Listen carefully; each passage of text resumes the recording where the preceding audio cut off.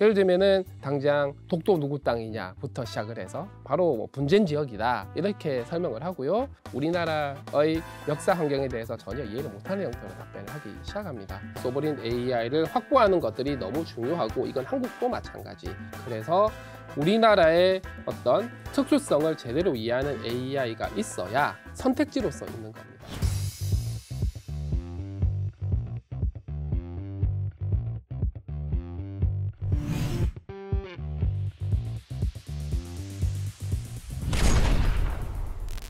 박영선의 칩 인사이드의 박영선입니다. 세계 반도체 시장을 뒤흔든 AI의 등장. 지금 현 이 시점에서 보면은요. 가장 큰 수혜자는 엔비디아가 아닐까 이렇게 생각이 됩니다. 감나무 밑에서 감 떨어지는 것만 죽기도 지금 바쁜 그런 상황인데요. 그러한 독점 구도 속에서도 용기와 희망을 잃지 않고 그 균열을 삐짓고 새싹을 키우기 위해서 새로운 생태계 구성을 추구하는 곳이 있습니다.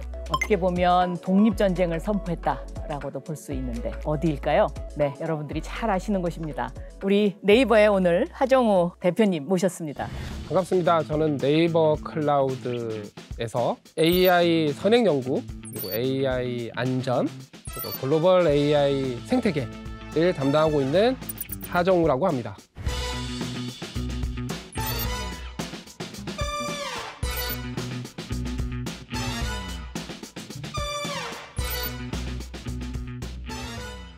지금 제가 정말 독립전쟁을 하고 있다 이런 표현을 했는데 요즘 많이 바쁘시기도 하고 또 많이 힘드시죠? 아무래도 이 챗GPT 이후 생성 AI가 굉장히 전 세계적으로 광풍을 몰고 오다 보니까 많은 분들이 관심을 갖고 다가오는 AI 시대에 우리는 어떻게 준비를 해야 되는가, 또 어떤 기회를 만들어야 하는가 고민들이 많으시다 보니까 아무래도 이렇게 좀 많이 찾아뵙게 되고 또 많이 설명드리게 되고 하다 보니까 좀 바빠지는 것 같습니다. 최근에는 이 네이버가 인텔, 네.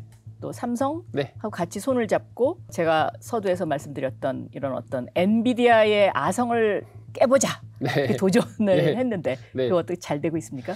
네, 사실 엔비디아의 아성을 깨보자라는 느낌보다는 장관님께서 말씀하셨던 대로 사실 AI 가속기 반도체라는 표현이 조금 더 이렇게 정확한 표현입니다. 왜냐하면 네. GPU는 상품 이름이니까요. 이 가속칩에서 사실상 거의 독점을 하고 있는 상황이고요. 이런 독점 상황이 되다 보니까 저희가 GPU를 확보를 하고 싶어도 하기 힘든 부분들도 있고 공급량의 제한이 되니까요. 그리고 어떤 상황이든 독점이 됐을 때는 어떤 제어 혹은 컨트롤 저희가 전략을 펼칠 때 제한 요소가 될 가능성이 높다 보니까 좀 다른 보완제가 좀 필요했던 것 같습니다. 그런 과중에 뭐 삼성과의 협업도 마찬가지지만 인텔 같은 경우도 과거의 CPU의 영광 시절이 지나간 지가 꽤 오래돼서 이번에도 실적이 굉장히 많이 나빠졌죠. 돌파구가 필요했고요. 사실 인텔도 하바나랩스라고 하는 스타트업을 인수를 하면서 GPU와 같은 역할을 하는 가우디라고 하는 AI 가속 칩을 가지고 있긴 한데 문제는 이 AI 가속 칩이 개발자들이라든가 클라우드 기업들이 잘 활용을 하려면 하드웨어의 능력치만으로는 좀 어렵고 쉽게 사용할 수 있는 굉장히 효율적인 소프트웨어가 필요합니다. 그 쉬운 게 참 중요한 것 같습니다. 네. 그래야 사람들이 네. 다 들어와가지고 사용을 할 수 그렇습니다. 있으니까요. 네. 엔비디아는 지난 20년간 쿠다라고 하는 소프트웨어 생태계를 잘 만들어 놓았고 그게 오픈소스로 되어 있어서 네. 전 세계에 있는 많은 개발자들이 그들의 아이디어를 막 구현하고 프로그램으로 만들어서 다시 오픈소스로 공개를 하는 이런 생태계가 굉장히 잘 만들어져 그렇습니다. 있다 보니까 그 생태계가 아주 예, 단단해진 거죠, 예, 지금. 맞습니다. 네. 엔비디아의 강점 중에 하나고요. 네. 물론 엔비디아가 칩도 세계에서 제일 잘 만들긴 합니다. 인텔은 그 부분이 부족하다 보니까 그럼 누군가 파트너가 필요했고요.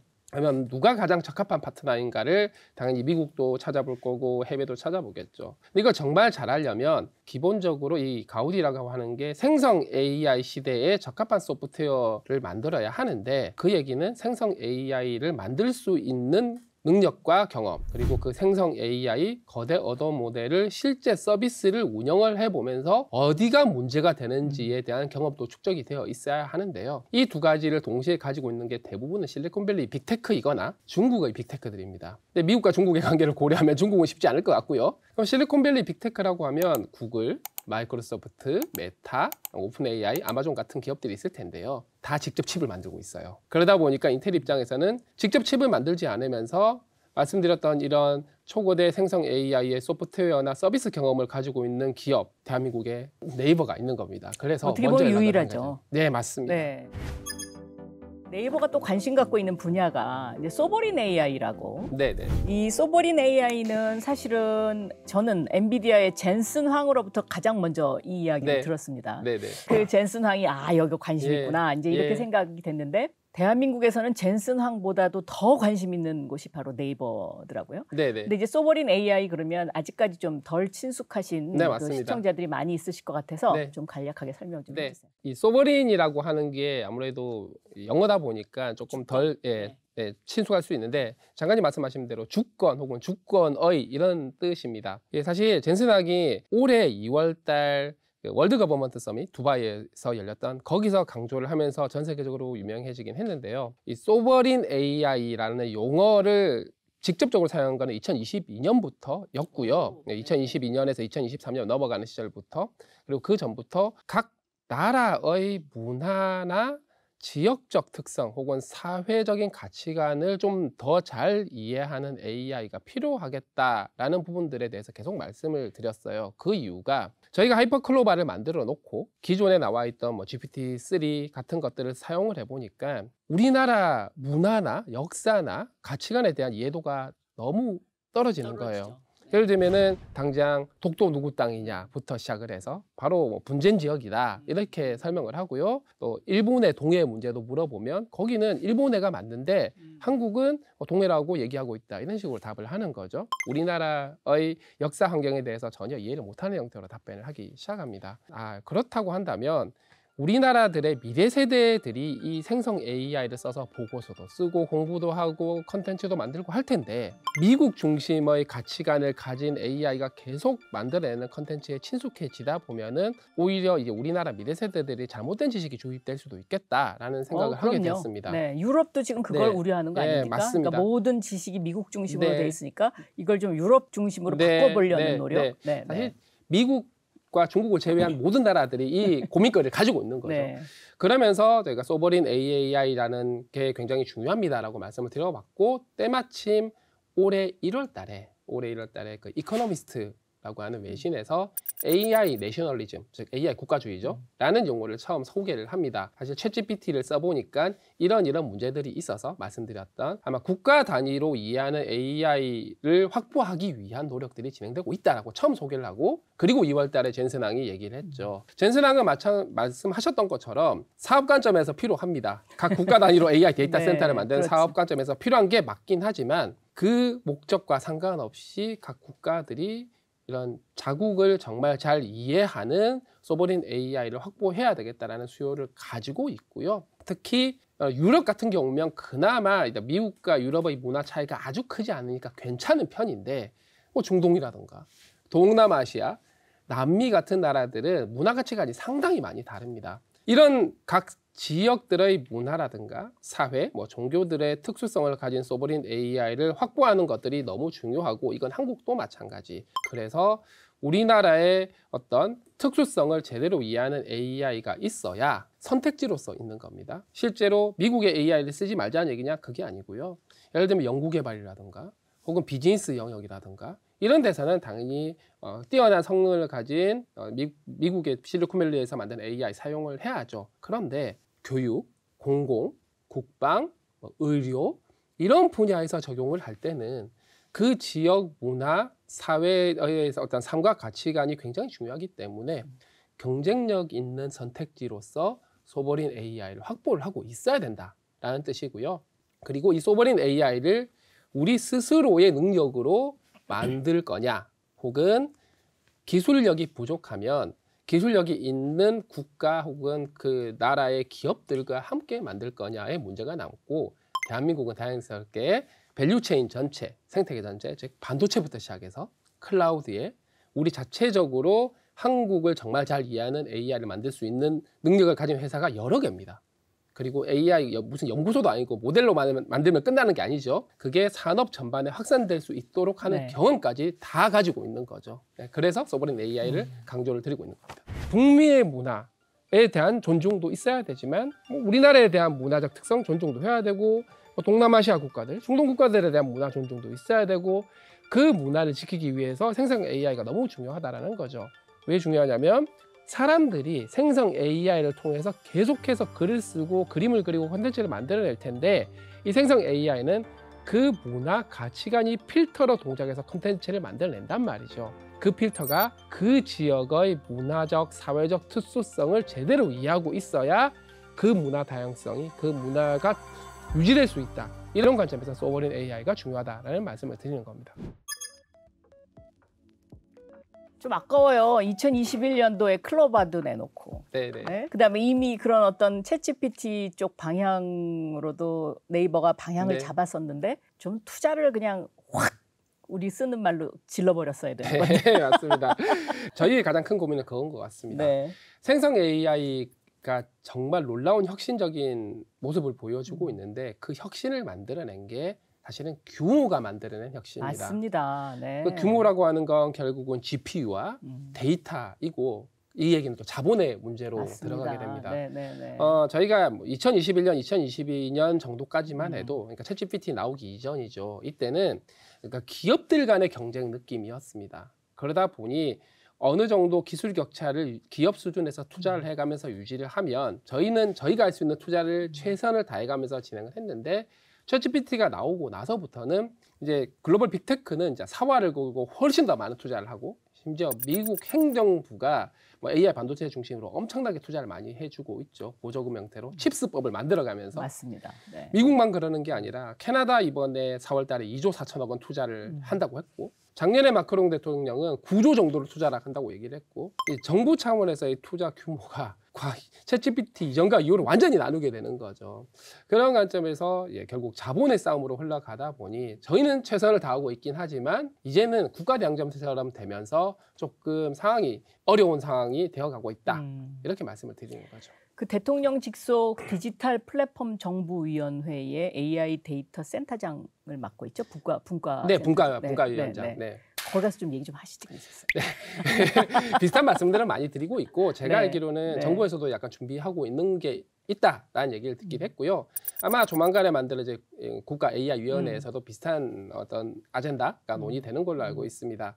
디지털 플랫폼 정부위원회에서 제가 초거대 AI 초거대 AI TF 팀장도 맡고 있는데 거기서는 이제 공공 분야에서 먼저 마중물이 되어줘야 한다. 생성 AI를 도입을 하면서 실제 공무원들이 생산성을 혁신할 수 있도록 이렇게 도와주고 그러면은 그렇게 아낀 시간을 현장에 나가서 국민들을 만나면서 공무원들의 업의 본질에 충실하게 되면 국민들의 당연히 만족도도 좋아질 거고요. 그리고 그렇게 진행된 프로젝트를 통해서 국내에 있는 저희 같은 AI를 공급하는 기업뿐만 아니라 이 생성 AI를 활용해서 공공 분야의 다양한 서비스를 만들어 보는 경험들이 축적이 될 거란 말이죠. 그것이 우리나라 AI 전체 생태계의 역량 강화에 도움이 될 거다. 디지털 플랫폼 정부위원회에서는 그렇게 바라보고 마중물의 역할을 작년부터 하고 올해도 마찬가지로 하고 있는 거죠. 제가 올해 초에 이제 반도체 주권국가 책을 내면서 네. 국가 반도체 AI 위원회가 필요하다. 네. 막 굉장히 강조했어요. 네. 근데 이제 만들어지는데 지금 아직까지 이제 시작 발동은 아직 안 걸린 상태죠. 네. 그런데 사실은 저는 이번에 만들어지는 그 AI 국가위원회가 굉장히 중요하다고 보고 있고요. 네. 특히 이제 리더십이 잘 만들어져야 되는데 가장 필요한 것이 뭐라고 생각하세요? 저는 AI란 게 AI 기술만 기술 자체도 중요하죠. AI 기술 자체도 굉장히 중요하고 이 생성 AI를 대한민국이 어떤 기술 경쟁력, 만들 수 있는 경쟁력을 확보하는 게 굉장히 중요하다고 생각을 합니다. 이미 많은 나라들이 그렇게 하고 있죠. 프랑스, 독일, 심지어 이탈리아도 일본도 마찬가지고요. 하고 있는데 그거만큼 중요한 게 국가의 전략은 전체 생태계 혹은 전체 밸류체인의 전략을 수립을 하는 게 중요하다. 맞습니다. 네, 근데 우리가 그게 약합니다. 그래서 각 네. 그 밸류체인을 구성하고 있는 핵심 플레이어들이죠. 아무래도 기업들이 굉장히 많을 거고요. 반도체, AI 반도체, AI 데이터 센터, 클라우드 위에는 각 산업에서 어떻게 잘 적용할 수 있고 확산할 수 있는지 이런 걸 챙겨야 되는 게 중요하다고 보고 있고요. 그게 한 가지 밸류체인 전체 관점에서 전략을 세워야 한다. 긴 호흡으로. 어차피 인터넷 시대, 모바일 시대가 온 것처럼 앞으로 AI 시대가 올 텐데 이 AI 시대에 우리나라가 국가 경쟁력을 가지기 위해서 어떤 관점을 봐야 되나. 이게 한 가지가 있고요. 두 번째는 AI 리터러시라고 얘기를 하죠. 전 국민들이 AI를 나의 능력으로 체화를 할 수 있도록 하려면 더 많이 쓰고 더 잘 이해하게 도와드려야 되는데 이런 AI 리터러시 아직도 많이 부족한 것 같습니다. 생각보다 우리나라 국민들이 많이 사용하지 않고 있고요. 저 깜짝 놀랐어요. 네. 네. 제가 시민단체 과시련의 네. 공동대표로 있는데 설문조사를 해봤더니 지금 쓰지 않고 있는 분들이 60% 가까이 되는 거예요. 우리가 필리핀보다 낮아요. 못합니다. 네. 필리핀은 굉장히 많이 쓰는 엄청 많이 편이고요. 쓰고 있어요. 페루만도 못하다라는 얘기가 있습니다. 뭐 페루를 비하는 건 아닌데 네. 그만큼 확산이 잘 안 되고 있어서 네, 네. 이런 확산되는 부분이 중요한 것 같고요. 이 확산이 덜 되는 와중에 자연스럽게 격차가 생기고 있어요. 그러니까 네. 서울, 경기 지역에 비해서 지방이 덜 쓰고 그리고 연령대 격차 생기고 심지어 성별 격차도 생기고 있고요. 또한 산업별 격차도 생기고 있습니다. 이런 격차를 해소하는 게 굉장히 중요하다. 또 다른 사회 문제로 이어질 수 있다고 보고 있고요.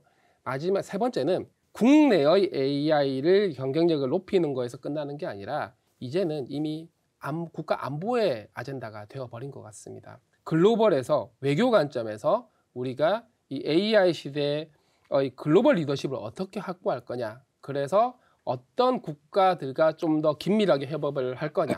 그리고 글로벌 사우스라고 얘기하는 이 소브린 AI를 원하는 국가들이 있습니다. 이 국가들을 어떻게 우리의 아군으로 만들어서 이 AI 시대 우리가 그 국가들의 AI를 도와주면서 우리의 성장 기회도 만들 거냐. 그것이 글로벌 리더십을 AI 시대 리더십을 갖는 전략이라고 보고 있고요. 이런 전략을 함께 수립을 하면서 저는 AI 전쟁이라고 거의 표현을 합니다. 이 전쟁의 장수는 누구냐? 기업입니다. 이 기업들이 전쟁터에 나가서 잘 싸워서 싸우게. 네. 이길 수 있도록 잘 전략을 수립하는 게 중요하다고 생각합니다. 이게 독립전쟁 같은 경우는 국가의 주권이라고 하는 건 약간 배타적인 개념이 있습니다.